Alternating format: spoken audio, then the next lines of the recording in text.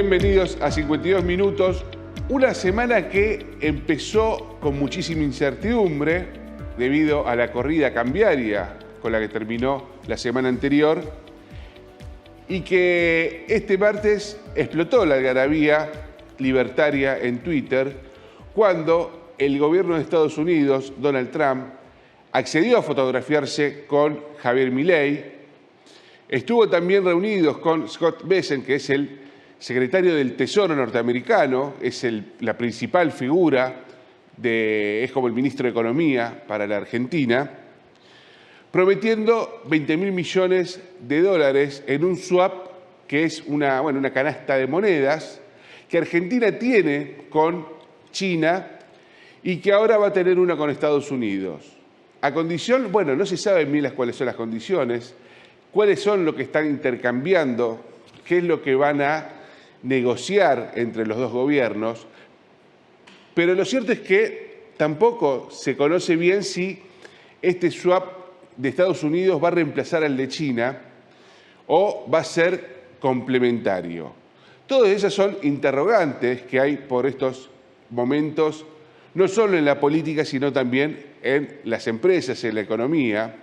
Ahí vemos un tuit del presidente Milei agradeciéndole a Donald Trump el apoyo político recibido, porque todavía, no está la plata, esos dólares prometidos, la billulla, el crocante todavía no está en las cuentas del Tesoro argentino.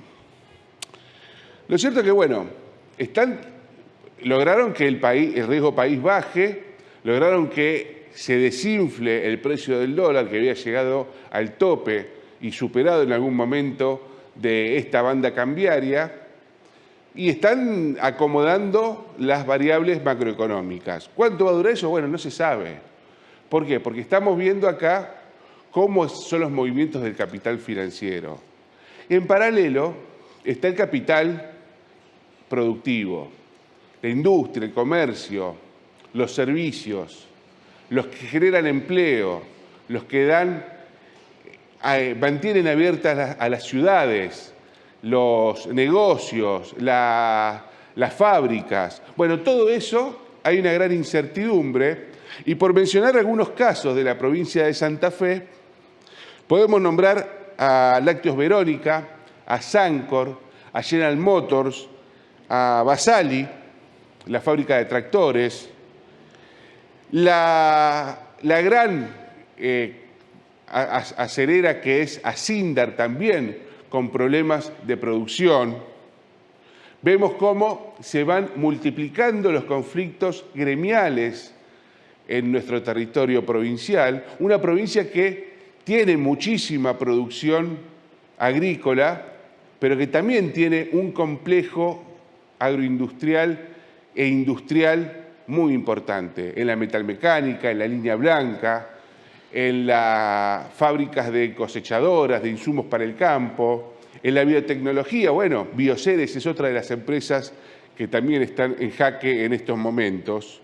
Y hay dos, Celulosa y Vicentín, que arrastran problemas de hace tiempo y parece, que están también tratando de encontrar su camino, pero hay que ver qué significa eso para la producción y los intereses de la provincia y, obviamente, de la Argentina en su conjunto. Lo cierto es que, hay incertidumbre mucha y vemos que se empiezan a encender las alarmas para el gobierno provincial también, el gobierno de Maximiliano Puyaro, que tiene como uno de los leitmotiv principales ser el gobierno de la producción.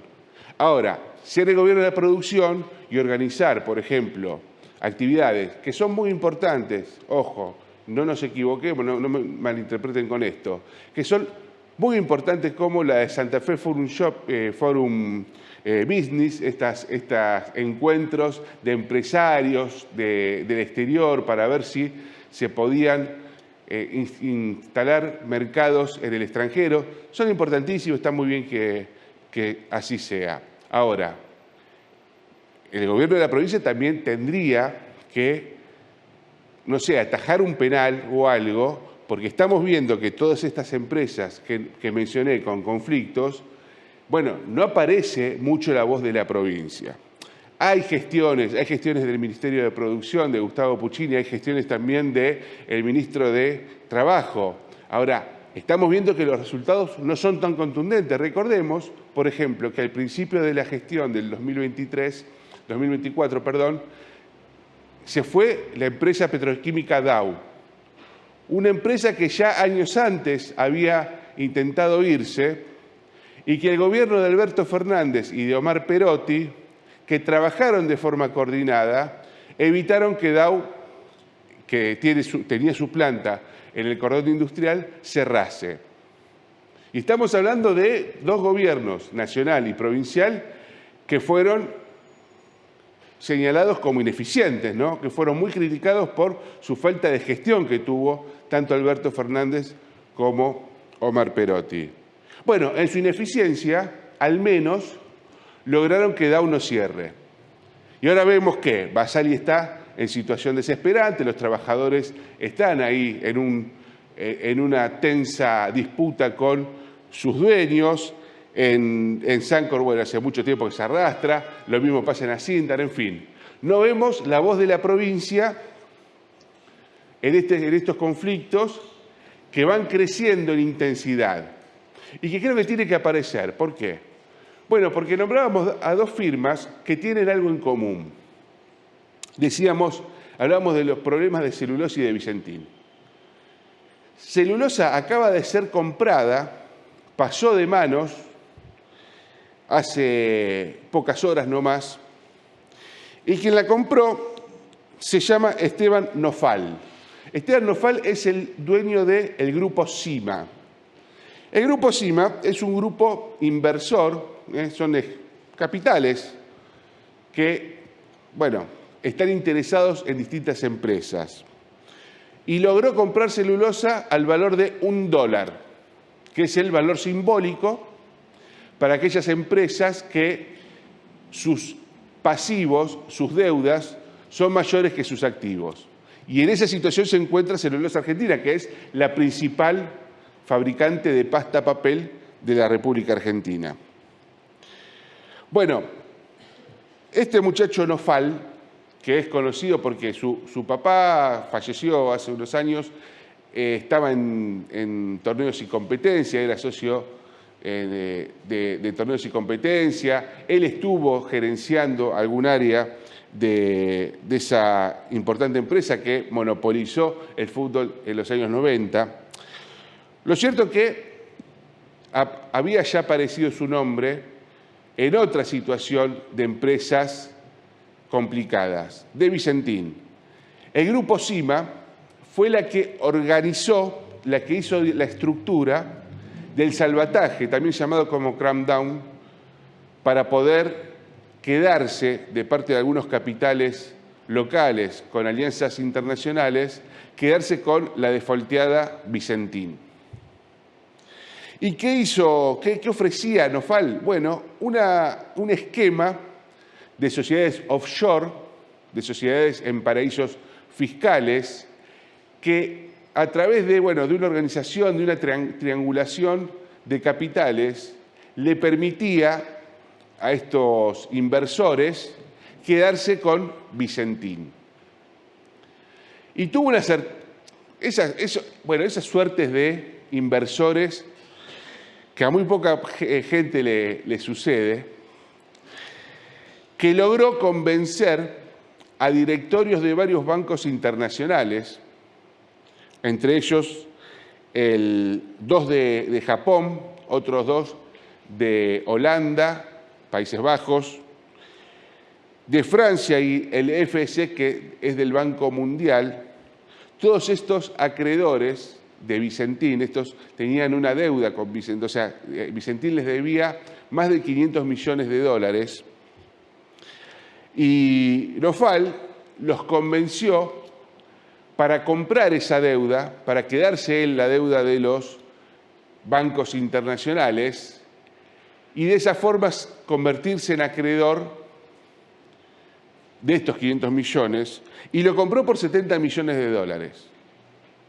Nofal compró una deuda de 500 millones de deuda, que es lo que Vicentín le debía al estos bancos internacionales por tan solo 70 millones. Así como compró hace poco Celulosa por $1, bueno, consigue buenas ofertas Nofal. ¿Qué dicen quienes están al tanto de la liquidación de Vicentín, que están al tanto del proceso judicial que llevó el concurso?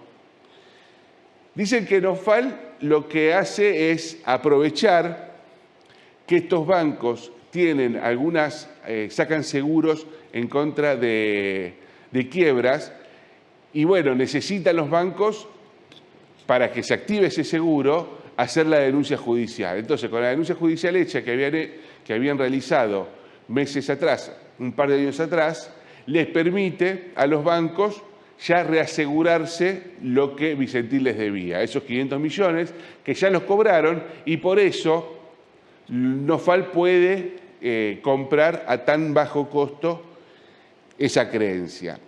A ver, son mecanismos de gente que sabe de la oportunidad y que tiene ese olfato para los negocios. La pregunta es si estos, como Toto Caputo, ¿no? Estos que conocen tanto el sistema financiero, que caminan todos las distintas corredores de lo que significa las finanzas, lo que significa el mercado tan volátil del dinero, pueden dar una respuesta cuando tienen que rescatar a una empresa productiva. La pregunta es, en definitiva, ¿qué va a pasar con los trabajadores de Vicentín? ¿Qué va a pasar con los trabajadores de Celulosa? ¿No va a ser un caso como el de Petroquímica Capitán Bermúdez, que la cerraron un empresario con escrúpulos bastante dudosos que terminó cerrando esa empresa cuando había prometido que le iba a reactivar, que sus trabajadores no tenían que tener ningún inconveniente y encima de eso generando un problema ecológico muy importante en nuestro Gran Rosario? Bueno, son dudas que despiertan cuando aparecen estos inversores como Nofal. No digo que sea el mismo caso, pero hay que tener alerta, hay que estar en alerta. El gobierno de la provincia tendría que prestar mucha atención, poner la lupa, analizarlo, ver qué está pasando, por qué un empresario puede comprar a $1 una empresa como Celulosa y cuál es el plan para reactivar y el plan de inversiones y quién va a poner plata encima para poder, bueno, volverla a ver funcionar, que es tan importante para tantas familias de nuestra región. Son dudas. ¿El capital financiero, la macro, están bien? ¿Con eso solo alcanza? ¿O es necesario también políticas en la micro, políticas productivas, funcionarios que estén bastante atentos a lo que está pasando en nuestras calles, en nuestras esquinas, en nuestros barrios? Bienvenidos a 52 Minutos.